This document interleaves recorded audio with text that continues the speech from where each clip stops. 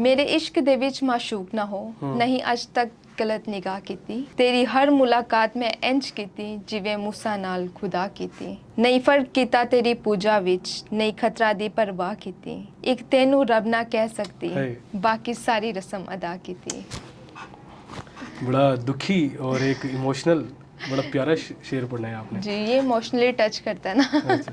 इसके ऊपर मैं भी आपको बाबू बुल्ले शाह का शेर सुनाता जाऊंगा। कुछ अशार हैं। नहीं लगदा वक्त विछड़दा बिनजार गुजारा कौन करे, दुनिया तू किनारा हो सकदे यारा तू किनारा कौन करे। एक दिन होवे ते लग जावी बुलिया, एक दिन होवे ते लंघ जावी बुलिया, सारी उम्र गुजारा कौन करे। वाह वाह। अस्सलाम नाजरीन, मैं हूं वकास भुट्टो, आप देख रहे हैं उर्दू क्रॉनिकल। नाजरीन, आज हमारे साथ जो गेस्ट मौजूद है वो बहुत ही खूबसूरत सी और एक प्यारी सी एक लड़की है, और बेसिकली वो क्रिश्चियन कम्युनिटी से उनका ताल्लुक़ है, और उनसे हम आज जानेंगे कि ये ईद पे क्या करते हैं और ईद कैसे मनाते हैं। आज इनसे गपशप करेंगे। अस्सलाम वालेकुम मैम, कैसे हैं आप? ठीक है। वालेकुम सलाम, मैं ठीक हूँ, आप बताएं कैसे हैं? अल्हम्दुलिल्लाह का शुक्र है, फिटफाट। मैम, कैसे ईद मनाते हैं आप लोग? हम बेसिकली ना हमारा भी इसी तरह होता है कि ईद पे वैसे सुबह सुबह उठ के हमें इतनी एक्साइटमेंट होती है ईद की, चर्च जाने की, लोगों से मिलने की और स्पेशली ईदी लेने की। तो इसलिए वैसे ही हम सुबह सुबह उठते हैं, और मेरी ईद पर दिन ड्यूटी होती है कि मैंने सबको जल्दी उठाना है, तो जल्दी उठा के मैं सबको नाश्ते पे ले आती हूँ। और ईद की जो शुरुआत है वो होती है मामा के बने हुए मीठे से। इसी तरह वो खीर बनाती हैं, हम सब वो खाते हैं, उसके बाद हम तैयारी शुरू करते हैं। अच्छा, जैसे हम लोग मुस्लिम लोग हम सिवैयाँ वगैरह बनाते हैं, मीठा बनाते हैं, तो आप भी वही खीर होती है या कुछ और बनाते हैं आप? अच्छा, ये कंपल्सरी नहीं होता, लेकिन हम बनाते हैं मीठे में कुछ ना कुछ। खीर बना ली, सेवइयाँ बना ली, या अगर हमें और भी कुछ क्रिसमस पे हम ज़्यादातर गजरेला बनाते हैं, तो वो कंपल्सरी होता है? नहीं, कंपल्सरी नहीं होता, क्योंकि देखिए मीठा जब आप इंसान खुश हो ना, तो वो मीठा इस्तेमाल करता है, तो बस इसलिए वो भी एक अलामत होती है खुशी की, इसलिए उसी खुशी में हम मीठा बनाते हैं और खाते हैं। और इसी तरह फिर उसके बाद हम तैयार होने के बाद जाते हैं पहले अपनी नानों की तरफ, और वहाँ सबसे ईदी लेते हैं और सबको अपनी तैयारियां दिखाते हैं, क्योंकि इतने महंगे कपड़े पहने, इतनी खूबसूरत दिख रहे हैं, तो अपने कज़नों को तो जलाना है ना। तो उनसे मिलते हैं, हम उनसे ईदी भी लेते हैं, और उसके बाद हम सारे मिलके जाते हैं चर्च। सही है जी। अच्छा, जैसे हमारे में होता है ना कि ईदी देती हैं सारा कुछ, छोटे बच्चों को हम लोग ईदी देते हैं, तो हम भी पहले ईद लेते थे, अब तो खैर हम देने वाले बन गए हैं। तो आपके अंदर भी जैसे अभी बता रही है, आप लोग भी ईदी ये अब पाकिस्तान को अडॉप्ट किया है आपने, पाकिस्तान के अंदर रहते हुए, ये दूसरे कंट्रीज़ में जो आपकी क्रिश्चियन है कम्युनिटी है, उधर भी ये ईदी देने वाला सिस्टम है? एक्चुअली ये ना ईद पे चाहे मुस्लिम हो या क्रिश्चियन हो, लेकिन ईदी का कॉन्सेप्ट सब में होता है। वो तो वो चाहे यहाँ रह रहे हो या बाहर हो, वो ईदी तो हमारी चलती है।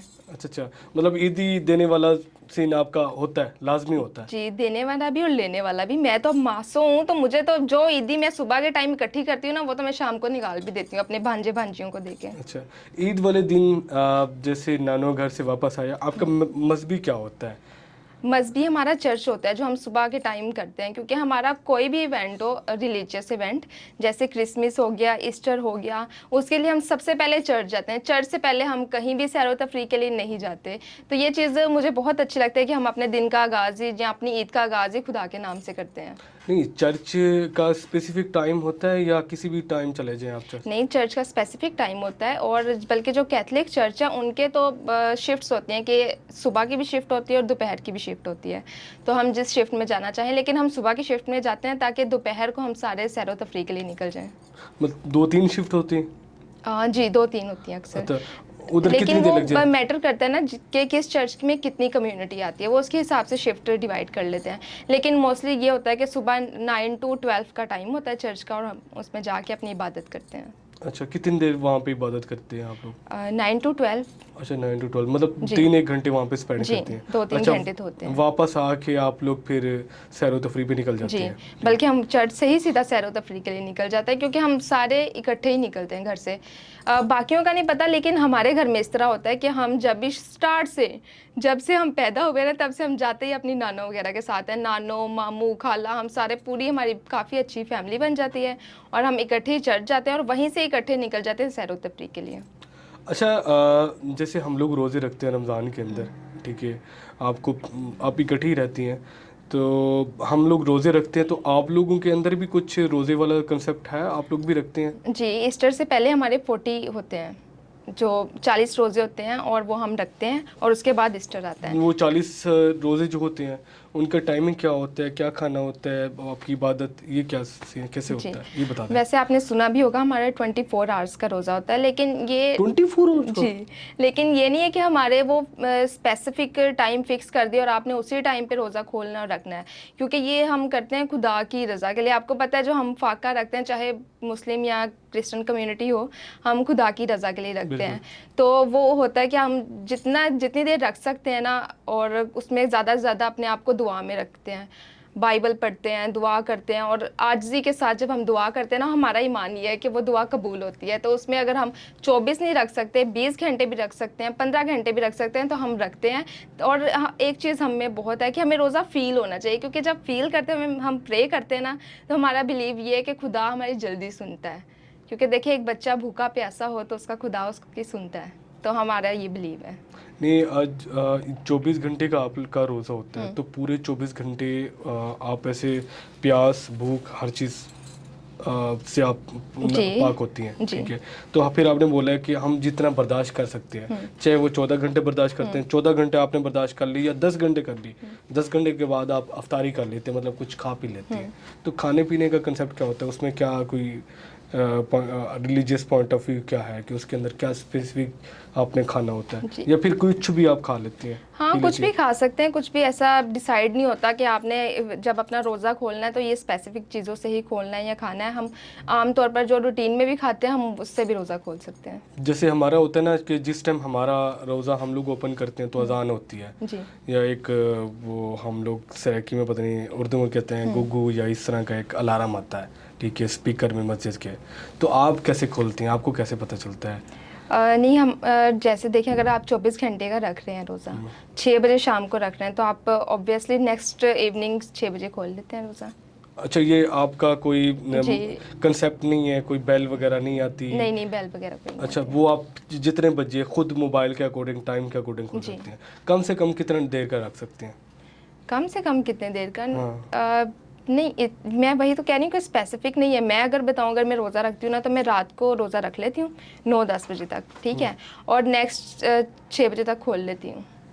नहीं, वो तो बात आपकी ठीक है। मेरा कहने का मतलब ये है कि सपोज़ कि ये भी होता है कि 2 घंटे के लिए आप रोज़ा रख लें। 2 घंटा कोई बंदा होता है कि बीमार होता है, बर्दाश्त नहीं कर पाता, तो वो 2 घंटे बाद भी खोल सकता है? अ, हाँ, अगर आपको रोज़ा रखते हुए पता है कि आप बीमार नहीं हैं, या आपको ये भी है कि बीमार हैं आप, लेकिन रोज़े के दौरान आपको फ़ील हो रहा है कि अब आप बर्दाश्त नहीं कर सकते, तो खोल सकते हैं, इसमें कोई मसला नहीं है।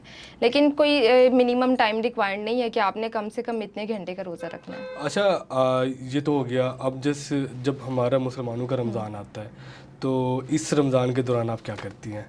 कैसे अपने आप को, अपनी दोस्तें भी होंगी, कोलीग भी होंगे, तो उनको देख के अब उनके सामने कुछ खाना पीना तो आपका नहीं होता होगा? अच्छा, इसके दौरान ना मुझे ऐसे फ़ील होता है कि मेरे भी रोज़े चल रहे हैं क्योंकि मैं बहुत ज़्यादा ख्याल रखती हूँ कि मैं इनके सामने कुछ ना खाऊं, और जिस तरह ऑफ़िस की रूटीन होती है, ऑफ़िस में तो वैसे ही सब कुछ बंद होता है, तो मैं इनके सामने कुछ भी नहीं खाती, और इनके साथ इफ्तारी पर ज़रूर जाती हूँ अफ्तारी पे चाहे जाती मेरे पास मेरा रोज़ा हो या ना हो, चाहे, और वो इफ्तारी ऑफिस की तरफ से हो या फ्रेंड्स की तरफ से, वो मैं ज़रूर अटेंड करती हूँ। बल्कि मैं इनको खुद से कहती हूँ, यार रोज़े चल रहे हैं, इफ्तारी अरेंज करो मुफ्त की शराब काजी ने भी नहीं छोड़ी, आपने भी नहीं छोड़ दी। छोड़नी भी नहीं चाहिए। ये भी है, सही है। तो मतलब इबादत में, अच्छा, इबादत की टाइमिंग क्या होती है आपकी? इबादत की टाइमिंग क्या होती है? जिस तरह डेली चर्च रूटीन? वाली पूछ रहे हैं, डेली रूटीन वाली? डेली रूटीन वाली। डेली रूटीन वाली वैसे 3 टाइम होता है कि हमने दुआ करनी है, सुबह, दोपहर, शाम। खाली सिर्फ दुआ ही होती है? नहीं, हम बाइबल भी पढ़ते हैं साथ। अच्छा, बाइबल भी पढ़ते हैं? बल्कि हमारे ज़बूर भी होते हैं, हम साथ वो भी गाते हैं। चर्च डेली या हफ्ते में कोई टाइम होता है आपका? नहीं, नहीं, डेली। और जो ज़बूर होते हैं ना, वो मोस्टली हम फैमिली के साथ बैठ के, जो हमारी इज्तिमाई दुआ होती है ना घर की, वो उसमें गाते हैं। सही है। अच्छा, मुसलमानों की जैसे हमारी आप भी आने वाली है, तो इस पे क्या करेंगे हैं? इस पे क्या करते हैं? ये तो वैसे सो के गुजर जाती है। कोई दोस्तों वगैरह को मिलने इधर उधर? हाँ, अगर दोस्त साइड पर? इनवाइट कर दें तो फिर जाती हूँ मैं, लेकिन ज़्यादातर सो के गुजर जाती है, क्योंकि आपको पता है छुट्टियाँ हो जाती हैं ऑफिस से। मैं अपनी और ईद पे तो छुट्टियाँ लेके एंजॉय कर लेती हूँ, मुझे दोबारा से फिर आप लोगों की ईद की भी छुट्टियाँ होती हैं, ये मेरे लिए बहुत बड़ा एडवांटेज है। लेकिन ये होता है कि उसमें आपको पता है जब छुट्टी कर लें तो घर के काम ही बहुत होते हैं, कपड़े धो लें, खाना बना लें, इस तरह के काम, तो बस उसी में गुजर जाती है।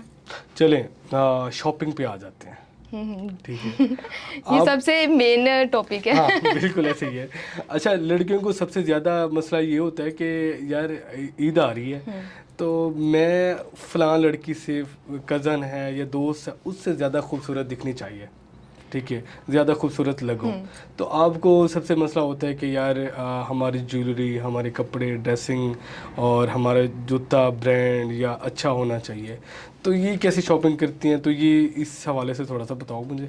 अच्छा, मुझे ये मसला नहीं होता कि मैं सबसे प्यारी दिखूं, क्योंकि ऑब्वियसली मैं सबसे प्यारी ही दिख रही होती हूँ। कह सकती हैं माशाल्लाह। हाँ, लेकिन उस प्यारी दिखने के लिए मैं बहुत ज़्यादा एफर्ट करती हूँ। इतनी मार्केट्स में जाना पड़ता है। आज भी जो मैंने ड्रेस पहना है अपना ईद का, ये इसके लिए मुझे पहले बहुत मार्केट्स में घूमना पड़ा है, क्योंकि मुझे जल्दी कोई चीज़ पसंद नहीं आती, और फिर ये मुझे पसंद आया, ये मेरी पसंद के मुताबिक था।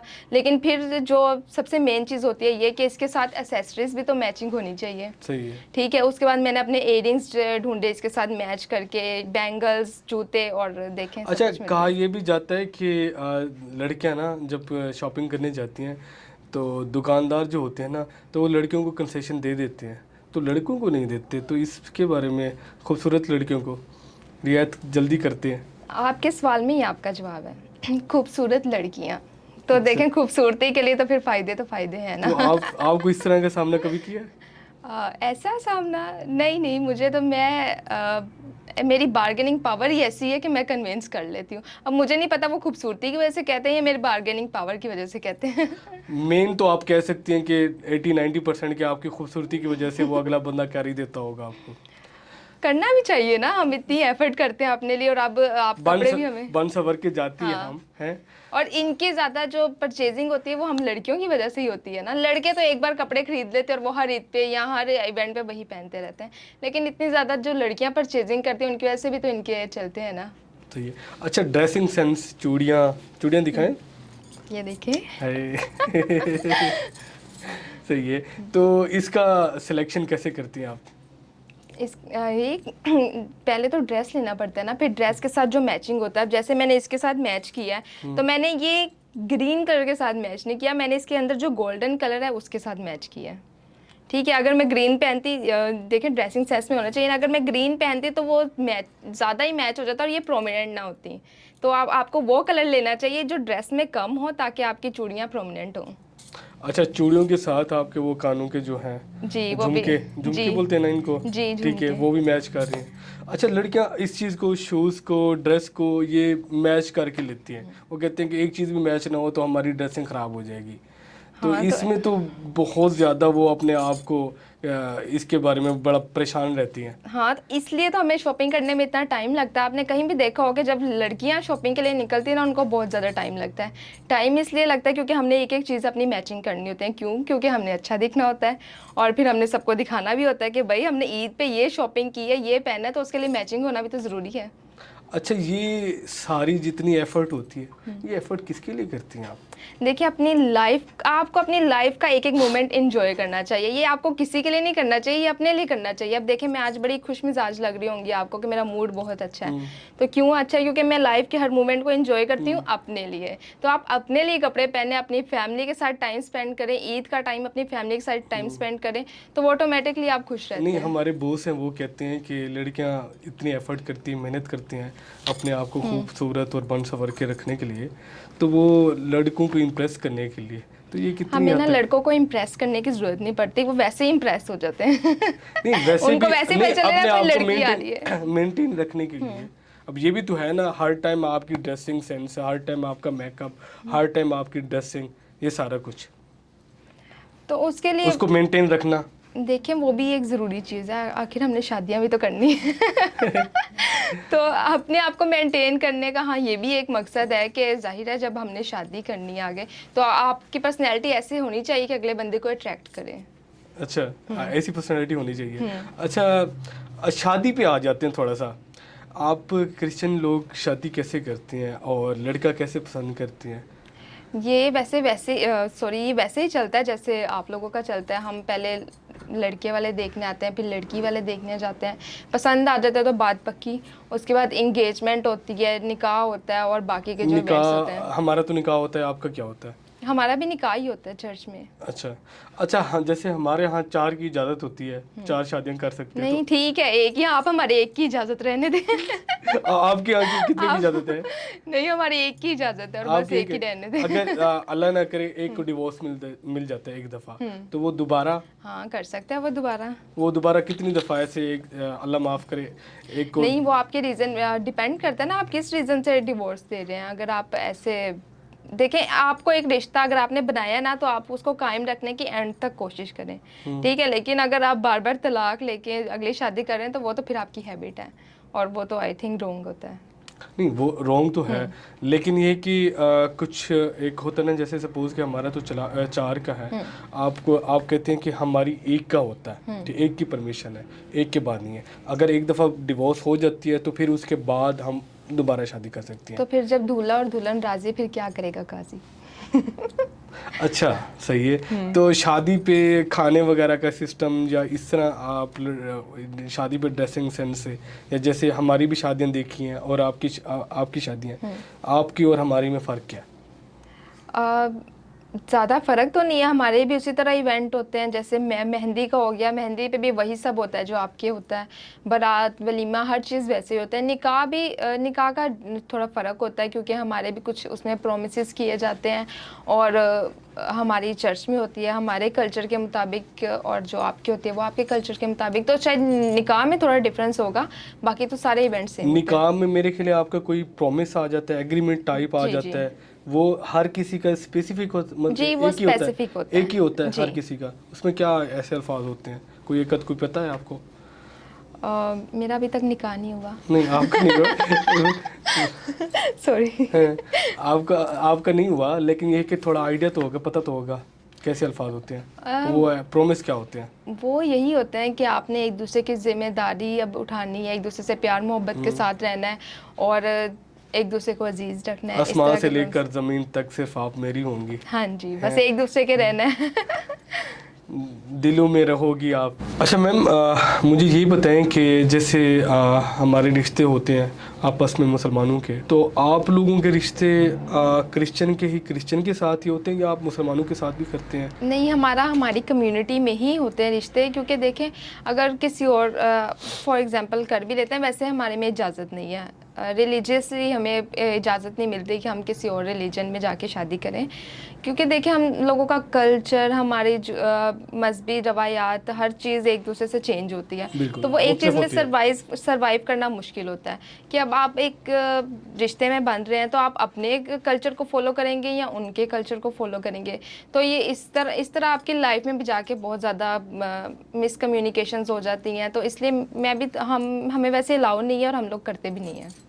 अगर खुदा ना खास्ता मुसलमान लड़का हो और आपकी क्रिश्चियन लड़की हो तो प्यार हो जाए, तो ये भी मसला है, तो फिर शादी भी तो करनी है, तो फिर अब इसका क्या हल निकलता है? नहीं तो फिर प्यार हो भी गया है, लेकिन जो हमारा प्यार आपको हो गया प्यार? नहीं, अगर आप बता रहे हैं कि कोई सिचुएशन में हो गया किसी से, तो कोई बात नहीं, छोड़ दे, इंसान ही है, खुदा थोड़ी है जो छोड़ा नहीं जा सकता। तो अगर वो मुसलमानों का तो ये है कि वो तो क्रिश्चियन नहीं होगा, तो आपको मुसलमान बनना पड़े उस शादी के लिए। अच्छा, आप मेरे से सिचुएशन पूछ रहे हैं, अगर मेरे साथ ऐसा हो तो हाँ। नहीं, मैं तो नहीं छोड़ूंगी, क्योंकि मैं अपने मजहब से बहुत ज्यादा सेटिस्फाई हूँ और मैं इंसान से प्यार की खातिर नहीं प्यार, मैं इस तरह की बंदी नहीं हूँ कि मैं प्यार के पीछे। अच्छा, इस तरह का कोई चीज़ आपसे गुजरी है आपके दिमाग से, आपकी आंखों से, कि आपकी किसी क्रिश्चियन लड़की को प्यार हुआ हो किसी मुसलमान लड़के से या किसी और मज़हब के बंदे से, तो उसको फिर अपना मज़हब बदलना पड़ा और शादी की? अच्छा, वैसे मेरे अराउंड इस तरह का कभी कोई केस नहीं आया।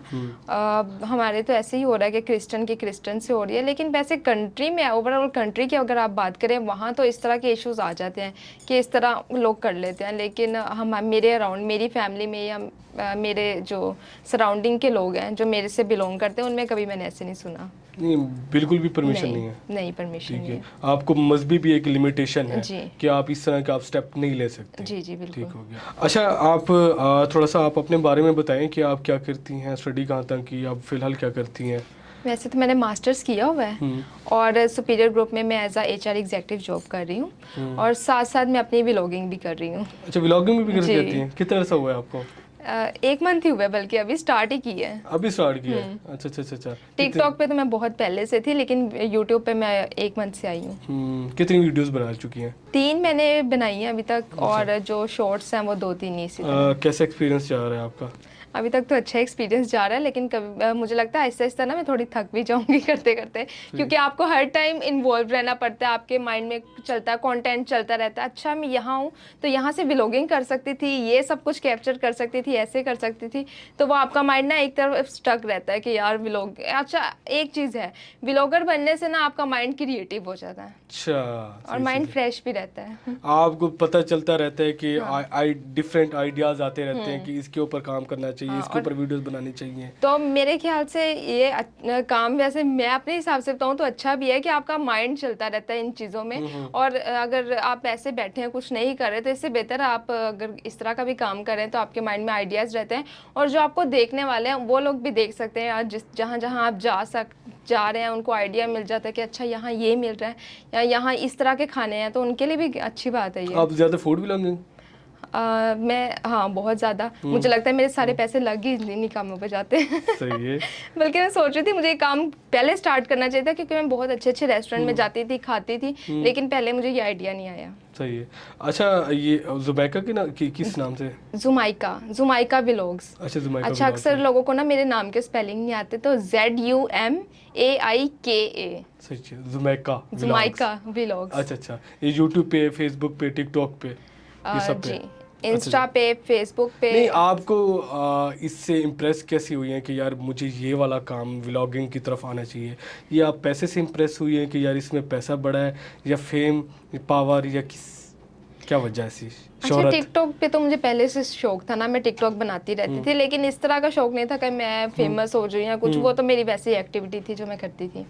लेकिन व्लॉगिंग से मैं इस तरह एक इम्प्रेस हुई, क्योंकि मेरी एक फ्रेंड है, मेरी बेस्ट फ्रेंड है, वो अपलोड नहीं करती अपनी वीडियोस, लेकिन वो व्लॉगिंग करती रहती थी मेरे सामने कि ये देखें गाइस मैं ये कर रही हूँ, ये कर रही हूँ। पहले मैं उससे ना थक जाती थी, यार कैमरा बंद भी कर दो, बंद भी कर दो, लेकिन उसने इतना ज़्यादा किया कि मुझे शौक हो गया, बल्कि मैं उसकी व्लॉग्स में आने लग गई। तो मैंने फिर उसको कहा कई दफ़ा कि यार हम अपना ना इकट्ठा ही चैनल बनाते हैं, और उसमें बल्कि फ्रेंड्स के बारे में होगा तो अच्छा लगेगा लोगों को कंटेंट, कि हम दोनों फ्रेंड्स हर जगह जाके तो व्लॉगिंग कर रहे हैं। उधर से मोटिवेशन है ये? हाँ, वहाँ से मोटिवेशन आई है, लेकिन उसने स्टार्ट ही नहीं किया, और फिर मैंने अलग से अपना चैनल बना लिया और ये काम स्टार्ट कर दिया। अच्छा, ज़िंदगी का एक वो बात बताएं जिससे, ऐसी चीज़ जिससे आप बहुत ज़्यादा खुश हुई हो, और एक ऐसा वाक़या जहाँ पे आपको रोना आ गया। अच्छा, जिससे बहुत ज़्यादा मैं खुश हुई। अच्छा, मेरे हर इंसान के ना लाइफ में कुछ उसने सेट किए होते हैं कि हमने ये अचीव करना है। तो मेरी लाइफ में भी मैंने बहुत सी ऐसी चीज़ें सेट की हुई हैं कि यार मैंने पहले ये अचीव करना है, ये अचीव करना है, फिर देन ये। तो मैं खुदा का बहुत शुक्र करती हूँ, मैंने वो हर चीज़ स्टेप बाय स्टेप अचीव कर रही हूँ। लेकिन एक चीज़ थी जो मैं चाहती थी कि मेरी लाइफ में ये टाइम ज़रूर आए, तो वो ये था कि मैं चाहती थी कि मैं कभी ना अपनी फैमिली के साथ ईद के मौका पे बाहर जाऊं और मैं उनको कहूं कि आप लोगों ने जो खाना है ना वो अपनी मर्ज़ी से ऑर्डर करें और उसका बिल मैं दूंगी, चाहे वो महंगा हो, सस्ता हो, कुछ भी हो। तो जो मेरी लास्ट ईद गुजरी है उस पर मैंने ऐसे ही किया। मैंने अपनी फैमिली को कहा जो आप लोग खाना चाहते हो ना वो आप लोग मुझे बताएं और मैं वो आप लोग के लिए ऑर्डर करूँगी और वही हम मंगवाएंगे, लेकिन पैसे सारे मैं दूँगी। सही है। तो आप उस दिन ज़्यादा खुश हुई हैं? हाँ, उस दिन मैं ज़्यादा खुश हुई हूँ। एक ऐसा लम्हा जिस पे आप ज़िंदगी में बहुत ज़्यादा रोई हो? ऐसे बहुत से लम्हे होते हैं क्योंकि लड़की थोड़ी इमोशनल हो जाती है, ऐसा थोड़ा सा लगता। तो कोई ऐसा सीन जिस पे मैं काफ़ी ज़्यादा सैड हुई और वो मैं अभी तक फील करती। मेरे कुछ अपने थे जो मेरे से बिछड़ गए, तो और वो अब इस ईद के मौका पे भी मेरे साथ नहीं थे, इसकी वजह से मैं काफ़ी ज़्यादा सैड हूँ। और वही मेरी लाइफ का शायद सबसे सैड मोमेंट है जिसमें मैं उनके पास नहीं जा सकती, उनसे बात नहीं कर सकती, तो इसलिए। अच्छा, एक दो अब एंड पे लेके जा रही हैं, एक दो रैपिड फायर क्वेश्चन है। अच्छा मैम, 4 सियासतदान हैं, 4 लोग हैं, इन चारों में से अगर आपको इनसे शादी की ऑफ़र आ जाए तो आप किन को रिजेक्ट करेंगी और किस से शादी करेंगे आप? मौलाना फजल रहमान, आसिफ अली जरदारी, नवाज शरीफ, इमरान खान। वैसे तो कोई भी इसको पर्सनल ना ले, लेकिन मेरा सियासत में इतना इंटरेस्ट नहीं है, फिर भी अगर ऐसी सिचुएशन ले लेते हैं तो इमरान खान। अच्छा, इमरान खान। अच्छा, अगर आपको डेट का मौका मिल जाए तो आप किसके साथ डेट पे जाएंगी? फवाद खान, हुमायूं सईद, शाहरुख खान? फवाद खान जी। हुमायूं सईद या बिलाल अशरफ, शाहरुख खान? फवाद खान ठीक है। फवाद खान। क्योंकि उसका शो भी हम देखते हैं तो ठीक है, अच्छा है। पाकिस्तानी ड्रामे अच्छे लगते हैं या कि बाहर के?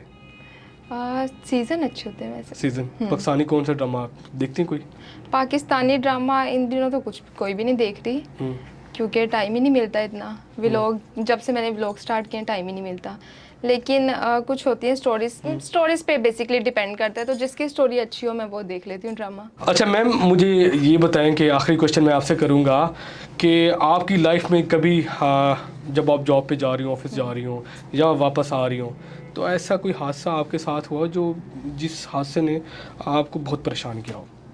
हाँ, ऐसा हादसा भी लास्ट ईयर मेरे साथ ऐसा हादसा हुआ है, वो भी मेरी बर्थडे के कुछ दिन बाद। बर्थडे पे तो मैं बहुत खुश थी और शायद उसको ना नज़र ही लग गई। तो थोड़े दिन बाद इस तरह हुआ कि मैं आ रही थी ऑफिस से, वापस आ रही थी, तो मेरा फ़ोन स्नैच हो गया। और आपको पता है कि फ़ोन स्नैच हो जाए तो सबसे ज़्यादा पैसों का इतना मसला नहीं लगता जितना फ़ोन स्नैचिंग का लगता है। तो वो ऐसा वाक़या है जो मैं कभी भूलती नहीं हूँ। अच्छा, फिर वापस मिला था? नहीं, फ़ोन तो वापस नहीं मिला, लेकिन मैं, हाँ, जो स्नैचर्स होते हैं जो ये काम करते हैं, मैं उनके लिए एक मैसेज ज़रूर देना चाहती हूँ कि देखें, आप ऐसे काम ना करें जिससे अगले बंदे को तकलीफ़ हो, क्योंकि ये किसी ना किसी तरह आप पे रिटर्न ज़रूर आता है।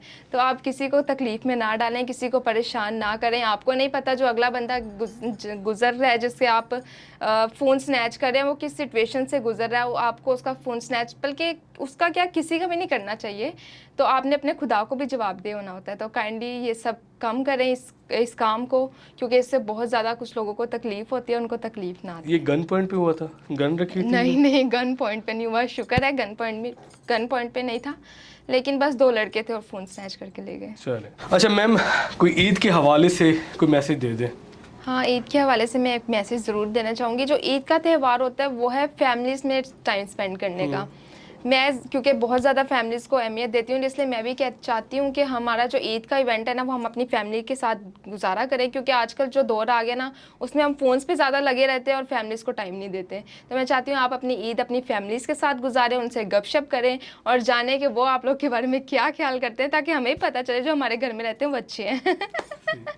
अच्छा मैम, पाकिस्तानी में शायरी में कोई भी पसंद है?